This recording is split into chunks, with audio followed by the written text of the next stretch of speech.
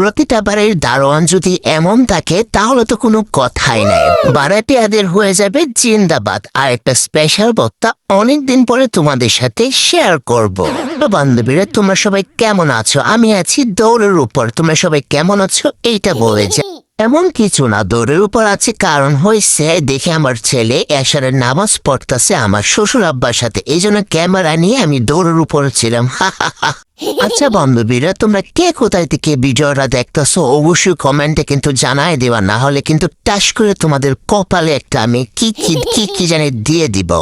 ও sorry, নামাজ শেষ হওয়ার পর আমি এখানে বসে একটু আরাম করতেছিলাম, মানে আমার শ্বশুর আর আমার ছেলে নামাজ শেষ হওয়ার পর এখানে বসে বসে চিন্তা করতেছিলাম রাতে কি খাওয়া যায়। আমি তো একটু ডায়েটের মধ্যে আছি, শুধুমাত্র একটা ডিম খায় ঘুমাইছিলাম।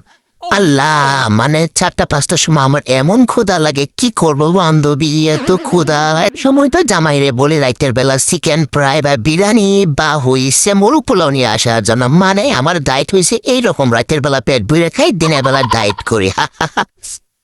হ্যালো বান্ধবীরা, এতক্ষণ তোমরা ভিডিওটা দেখছো রাতের বেলার, এখন বেড়ে দেখতেছো সকালবেলা। তো সকালবেলা আমি একটা হয়েছে লেবু পানি খাই, এইটা প্রথমে খেয়ে নিব। এখন আমার ছেলে ঘুম থেকে উঠে নেয়, তাই এই জন্য সুযোগ একটু ভিডিও করে নিলাম, আমি আমার রুটিনটাও সেরে নিলাম।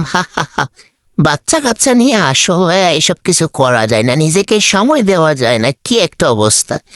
এজন্যই তো অল্প বয়সে বুড়ি হয়ে যাইতেছি। কার এই অবস্থা বলো তো আপুরা, মানে সরি বান্ধবীরা। ওই বান্ধবীরা, ভিডিও শুরুতে যে আমি একটা কথা বলছিলাম, দারোয়ান যদি ভালো হয় তাহলে অনেক কিছু পাওয়া যায়। এই যে আমরা যে বাড়িতে আগে ভাড়া থাকতাম, মানে ওইখানে আমরা 5-6 বছর ছিলাম একটা না, তো ওই বাড়ির দারোয়ান আমাদের জন্য শাক পাঠাইছে, লাউ শাক তো আমাদের পাশে সবাই পছন্দ করে। আর শাকগুলা মোটামুটি ভালো ছিল, আবার ভালো ছিল না। তো যেগুলা বেশি ভালো ছিল না এগুলা দিয়ে আমি একটা স্পেশাল ভর্তা বানাবো। এই স্পেশাল ভর্তা খায় তো সবাই পাগল হয়ে গেছে, পাগল। ফেলানো লাউ শাকের পাতা দিয়ে যদি ভর্তা বানানো যায় তাহলে তো কোনো কথাই নাই, এত মজার ভর্তা কি বলবো গো বান্ধবীরা। আমি প্রথমে এই শাকের মধ্যে দিছিলাম, প্রথমে শাকগুলা দিছি, তারপর হচ্ছে বেশি করে রসুন দিব, পেঁয়াজ কাঁচা মরিচ দিয়ে ভালোভাবে আমি সিদ্ধ করে নেব।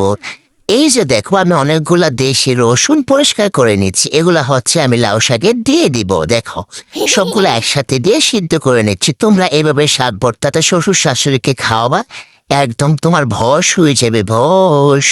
এই লাউ শাকের ভর্তা খাইয়ে তোমরা আমার বারবার নাম নিবা, বলবো আহা স্বামী বাবা বান্ধবী তুমি কি ভর্তা দেখাইলা গো, তুমি কি ভর্তা দেখাইলা। আচ্ছা তোমরা কিন্তু একবার এই ভর্তাটা খাবা, বুঝছো? পাতায় এমন ভাবে বাটবা, মানে জামাইয়ের সাথে ঝগড়া হলে যেভাবে শেষতে মন চাইব ঠিক এভাবে শেষবা। মানে এইভাবে হয়েছে লাউ শাক ঘোলা বাটবা আর কি, বলছো বেটে নেবা। তো তারপর সরিষার তেল দিয়ে মজা করে হাতে মাখিয়ে নেবা, গরম ভাতের সঙ্গে খাবা, একদম জমে যাবে, একদম মজা আর মজা, মজা আর মজা।